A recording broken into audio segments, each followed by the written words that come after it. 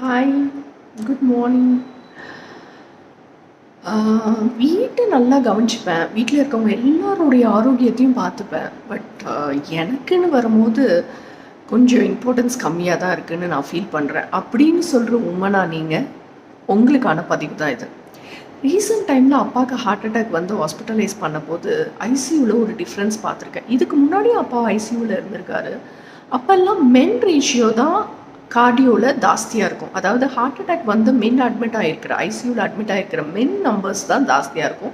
Woman 1 or 2 தான் இருப்பாங்க. But இந்த time to the surprise there are equal proportion of women admitted. To be frank, 2 casualty, அதாவது 2 பெண்கள் ஒரு 35 to 45 ரேஞ்ச் ஏஜ் குரூப்பில் இருக்கிறவங்க இறந்தும் போயிட்டாங்க. இது என்ன சொல்லுதுன்னா, this is a time for us to change அப்படின்றதுக்காக தான். மற்றவங்களோட ஆரோக்கியம் எவ்வளோ முக்கியமோ அதே முக்கியத்துவத்தை நம்மளோட ஆரோக்கியத்துக்கும் நம்ம கொடுக்கணுன்றது என்னுடைய தாழ்மையான கருத்து. ஏன்னா நமக்கு தான் ஆரோக்கியம் எவ்வளோ முக்கியமானது, குடும்பத்தோட ஆரோக்கியம் மட்டும் இல்லை, நம்மளோட ஆரோக்கியமும் ரொம்ப முக்கியன்றது புரிதல் நமக்கு தான் ஜாஸ்தி அப்படின்றத நான் நம்புகிறேன்.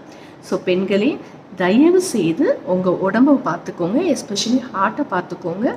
Take care of yourself and your family. Have a great day. Bye.